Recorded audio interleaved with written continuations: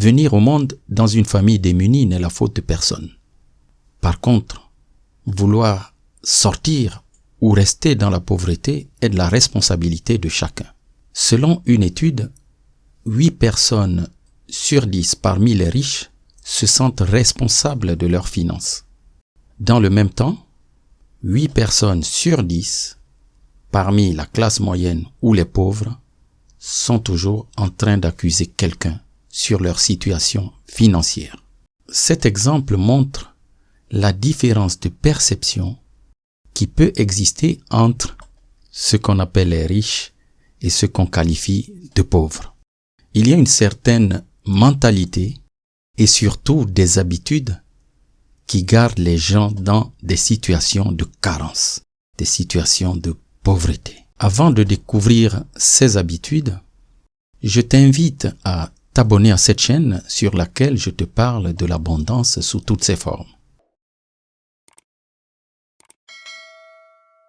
Cher ami, la misère et la pauvreté ne finiront jamais sur cette terre. Nombreux sont ceux qui disent qu'ils veulent réussir. Ils disent qu'ils rêvent d'une vie meilleure. Mais il y a un problème. Peu de gens sont prêts à payer le prix qu'il faut, à fournir l'effort qu'il faut. Il y a un deuxième problème. C'est que ce soit dans nos foyers, donc nos familles, ou à l'école, très peu de gens ont reçu les conseils nécessaires pour réaliser, pour comprendre qu'il y a des habitudes qui amènent à la carence, à la pénurie, à la pauvreté. Il est donc très important de parler des habitudes qui mènent à la pauvreté, ou en tout cas qui gardent les gens dans la pauvreté, car les habitudes proviennent de la mentalité. La mentalité elle-même provient de notre façon de penser et de l'éducation. Mon intention n'est pas de te culpabiliser si tu as certaines de ces habitudes. Mon but est simplement de te faire réaliser qu'il existe des habitudes qui peuvent freiner ton désir d'évolution. Mon objectif est que tu puisses identifier et prendre conscience des habitudes qui t'empêchent de marcher vers une vie plus abondante, une vie plus riche. L'habitude numéro 1, c'est celle d'avoir un entourage qui te tire vers le bas. Tu as déjà entendu le dicton qui dit « Dis-moi qui tu fréquentes et je te dirai qui tu es ». Les mentors et coachs les plus célèbres de la planète n'arrêtent pas de répéter « Tu es la moyenne des 5 personnes qui t'entourent ».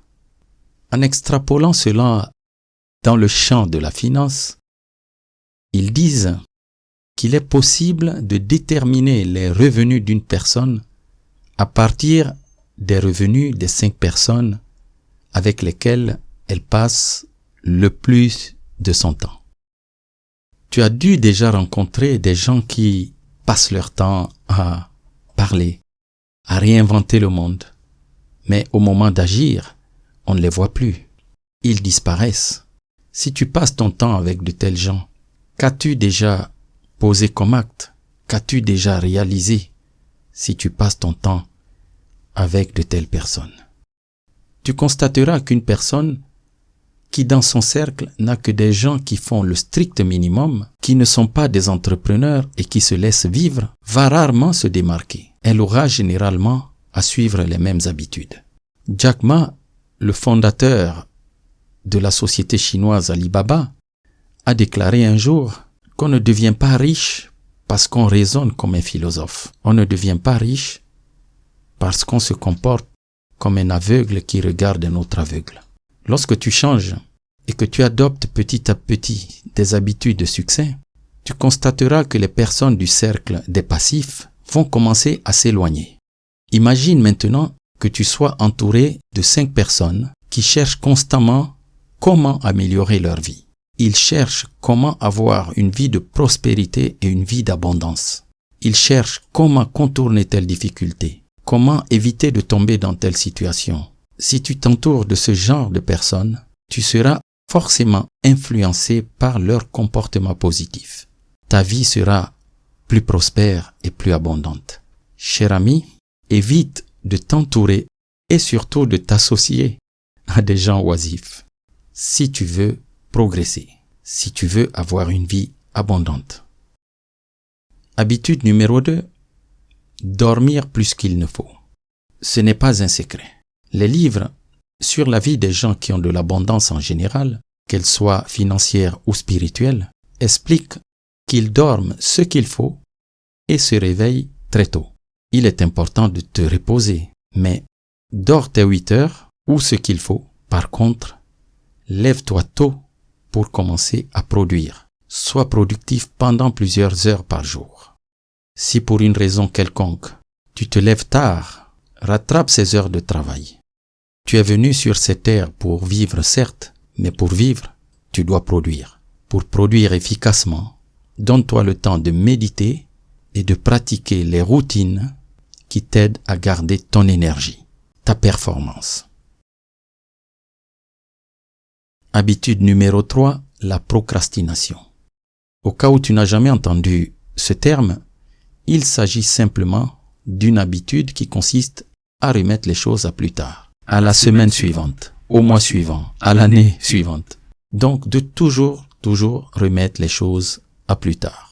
Nous vivons dans un monde rapide où nous voulons tout avoir maintenant, tout de suite. Mais quand il faut produire, quand il faut travailler, on commence à procrastiner. C'est quand même une contradiction. La procrastination est une habitude qui t'empêche de faire avancer tes projets, de résoudre tes problèmes et de produire de la richesse. Apprends à ne plus procrastiner. Habitude numéro 4. Attendre le moment idéal. Attendre le moment idéal est une manière de procrastiner. On se trouve des habitudes en permanence. J'entreprendrai quand je serai plus sûr de moi. J'investirai plus tard quand j'aurai plus d'argent. Un poète français disait qu'en attendant toujours à plus tard, nous pouvons perdre les meilleurs moments, les meilleures expériences, les meilleurs amis, la meilleure famille. Apprends à faire ce que tu dois faire quand tu dois le faire. Comme a dit le poète, le jour est aujourd'hui, l'instant est maintenant. Habitude numéro 5. Ne pas braver les difficultés. Toutes les personnes qui incarnent des histoires magnifiques de réussite ont souvent connu des échecs. L'échec fait partie de la vie. Il fait partie du business. Pour surmonter l'échec, imagine ceci. Un tas de sable te tombe dessus. Tu as 2 choix. Tu te laisses ensevelir par ce sable ou tu l'utilises comme échelle, comme escalier. Mais si tu l'utilises comme escalier, tu te retrouveras plus haut, au-dessus du tas de sable. C'est ainsi qu'on surmonte les difficultés, les défis. Considère donc l'échec comme étant une partie du succès. J'avais écrit une histoire sur ce sujet. Si tu cherches l'histoire du poney Galopino, tu devrais tomber là-dessus. Habitude numéro 6. Ne pas se cultiver. Il y a une célébrité qui a dit de manière humoristique que les riches ont de petits téléviseurs et de grandes bibliothèques et que les pauvres avaient de grands téléviseurs mais de petites bibliothèques. C'est une métaphore. Cela ne veut pas dire que la télévision ou les téléviseurs soient mauvais. Au contraire, si on choisit bien ces programmes, on peut apprendre des choses. Mais lire un bon livre ou l'écouter en podcast est une façon formidable d'augmenter ses connaissances et de maintenir son intelligence. Ne pas nourrir l'esprit est une habitude de pauvreté, surtout la pauvreté d'esprit. Alors, régale-toi de livres, d'audiolivres, d'articles, de blogs, de documentaires. J'ai fait un message sur ce sujet intitulé « Comment devenir plus intelligent ». Habitude numéro 7, se distraire excessivement. Selon une étude, 7 riches sur 10 consacrent 1 heure à regarder la télévision ou au loisir. Dans la classe moyenne, seulement 2 personnes sur 10 respectent cette durée. C'est dire que dans les autres classes, d'après cette étude, les gens consacrent plusieurs heures à se distraire. Il y a des jours comme ça où on a envie de rien faire. Surtout quand on a passé une journée difficile ou une semaine difficile. Mais si tu laisses cette habitude envahir ta vie, à moins que tu ne sois déjà rentier, tu risques de te retrouver dans la pauvreté.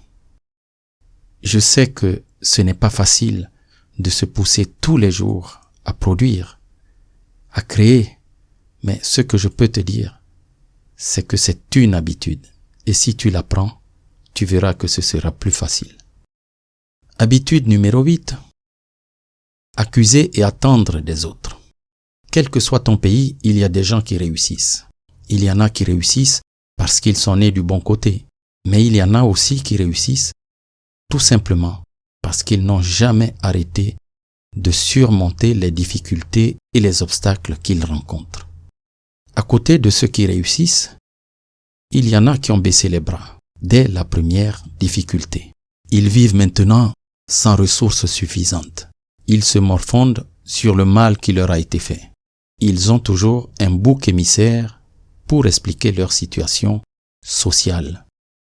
Certains accusent le dirigeant au pouvoir et espèrent que si on le changeait, ça ira mieux. D'autres attendent de gagner à la loterie ou se contentent d'être pris en charge par l'État. Et même quand ils ont un travail, ils se plaignent de leur patron, d'être maltraités, d'être mal payés, de ne pas avoir d'augmentation de salaire ou suffisamment de jours de vacances. À l'échelle des familles, ceux qui ne réussissent pas auront tendance à médire ou à accuser les autres.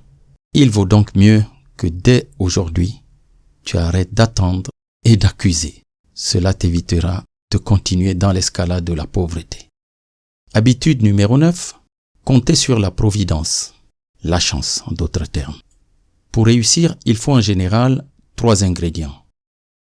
Le talent, le travail et la chance. Croire que tu deviendras millionnaire en gagnant au loto, donc à la loterie ou au casino, est une habitude qui aura pour conséquence d'enrichir simplement le propriétaire du casino ou de la loterie. Il vaut mieux compter sur les 2 autres possibilités que tu peux maîtriser, que tu peux développer, le talent et le travail. Avec ces 2-là, tu peux t'attirer la chance. Mais si tu ne comptes que sur la chance, tu risques d'attendre toute ta vie. Habitude numéro 10. S'enfermer dans sa zone de confort. Il vient un moment où dans la vie, on est bien, on se sent bien. On a l'essentiel. On vit avec ce qu'on possède. On n'a plus de projets, plus d'activités stimulantes. On se contente de ses acquis. Que se passe-t-il si certains des piliers qui t'assurent ton confort viennent à se briser? La probabilité est grande que tu tombes. Les vrais riches sont ceux qui arrivent à maintenir leur richesse le plus longtemps possible et sur plusieurs générations.